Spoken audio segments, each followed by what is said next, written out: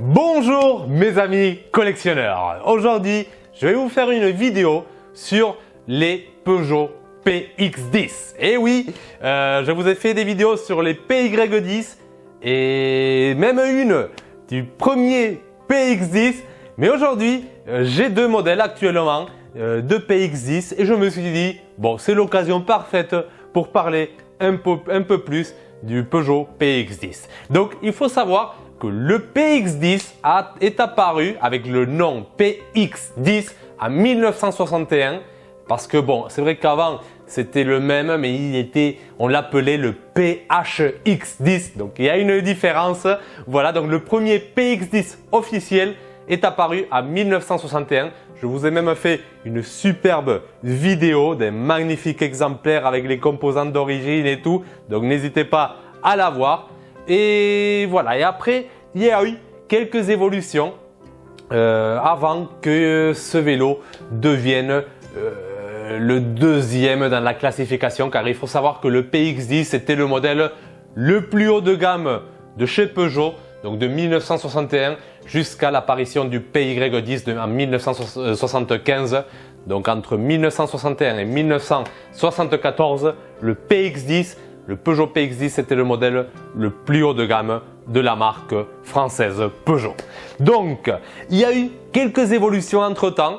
Je vais faire le but de cette vidéo, ce n'est pas rentrer dans les détails, mais vous permettre de les identifier assez rapidement, simplement. Après, pour être plus précis, il suffit d'aller voir les catalogues, notamment sur mon site labibleduvélo.blogspot.com, et là vous comparez les composants et tout et vous pourrez trouver l'âge exact de votre vélo.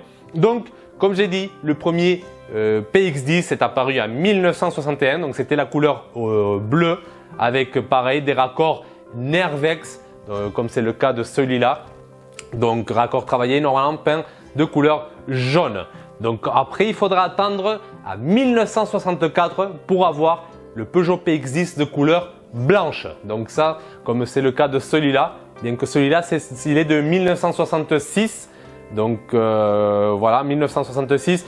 Après, il y a eu quelques modifications de composants entre temps, bien sûr. Celui-là, je l'ai eu, c'était un collectionneur qui l'avait. Après, il n'est pas 100% d'origine. Le dérailleur, ce n'est pas le bon. Voilà, le cintre, c'est aussi un cintre guidon Philippe, alors qu'il était normalement d'origine, c'était pivot. Bon, après, il est très propre, il a été entièrement restauré. Et la plupart des composants ce sont les bons, mais ce n'est pas 100% exact. Donc voilà, donc après il faut savoir que moi ces Peugeot PX10 je les trouve magnifiques parce que voilà, ils avaient c'était travaillé, vous aviez les raccords Nervex, ce qu'on appelle les raccords Nervex, que vous voyez, ce sont des raccords qui sont très travaillés, très taillés, avec beaucoup de détails. Et au fur et à mesure que les années passaient, Peugeot voilà, il prenait de moins en moins soin du détail et il se simplifie. Avec le temps, vous voyez celui d'en bas qui est de 1976. Les raccords, c'est tout simple, c'est beaucoup moins travaillé. Voilà, donc les raccords Nervex, c'est très sympa.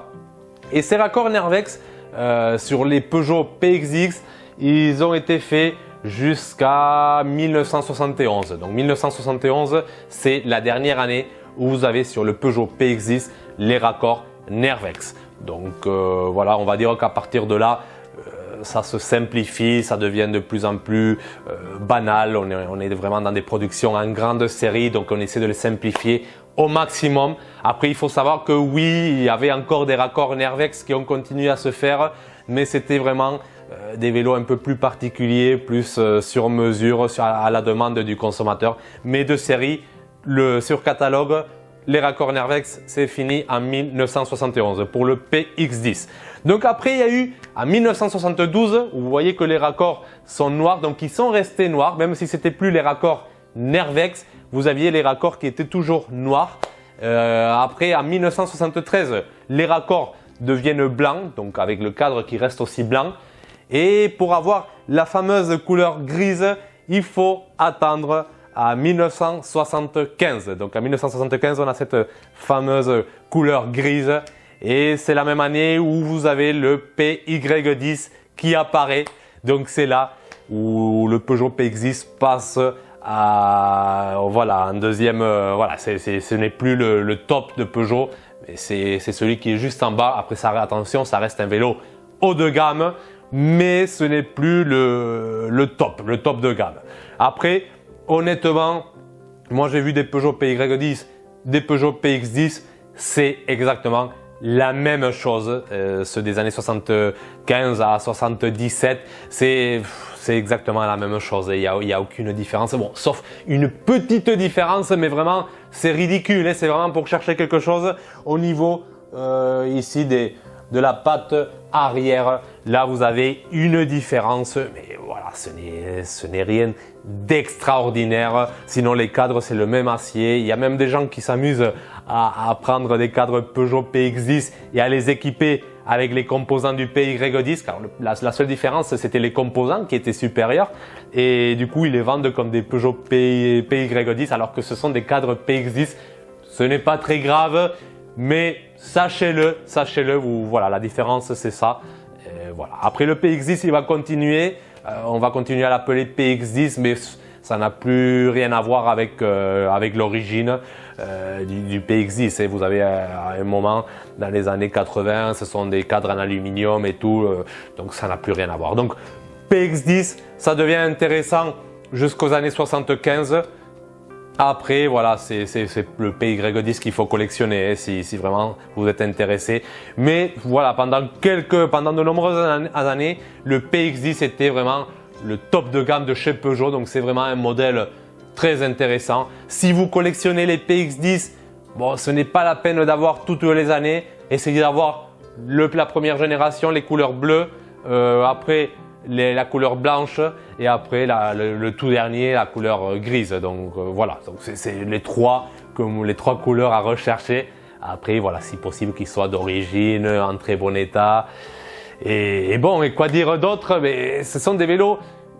Après, comme je dis, moi j'aime les Peugeot. Et je vais le dire, j'aime les Peugeot, tout ce qui est Peugeot PX10, PY10, j'adore. Après, bon, ce que j'aime surtout, ce sont ces décalques. C'est c'est joli. Les petits chromes sur les années 75, 77, c'est sympa. Après, le groupe, je trouve ça sympa, le groupe Simplex, c'est aussi ce qui me plaît. C'est très mignon, c'est un groupe très mignon. Et voilà, vous avez un vélo qui est quasiment 100% made in France et ça, c'est sympa. Vous avez ce côté-là fait maison. C'est ce qui me plaît un peu du Peugeot, des Peugeot. Mais après, quand on les regarde de près, comme je dis, niveau soudure, niveau finition, on est très loin des standards italiens. Hein. Ça n'a rien à voir. C'est vraiment plus basique, c'est plus mal fini, hein, il faut le dire. Et les choses comme elles sont, après, ça l'enlève. C'est un très beau vélo et comme je dis, comme j'ai dit avant dans une autre vidéo avec le Patelli, ce n'est pas ça qui va vous faire rouler plus vite ou gagner ou perdre une course. Ce ne sont pas les finitions. Mais bon, c'est le petit plus. Et si vraiment vous êtes à la recherche de vélos artisanaux parfaitement finis avec des soudures impeccables, les Peugeot vont pas vous satisfaire hein, parce que ce n'est pas tout à fait ça.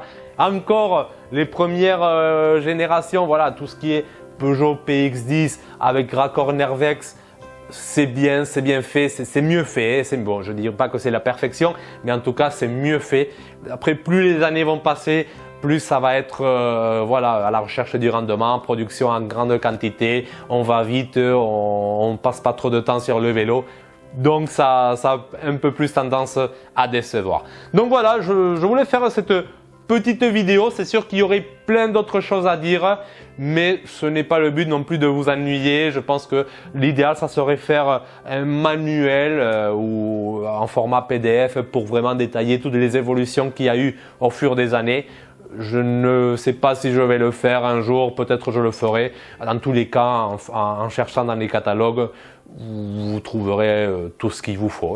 Donc voilà, donc j'espère que vous avez aimé, que vous vous abonnez à la chaîne YouTube. N'hésitez pas à liker, à partager. Et nous, on se retrouvera bientôt dans une prochaine vidéo de Bicycle Collector.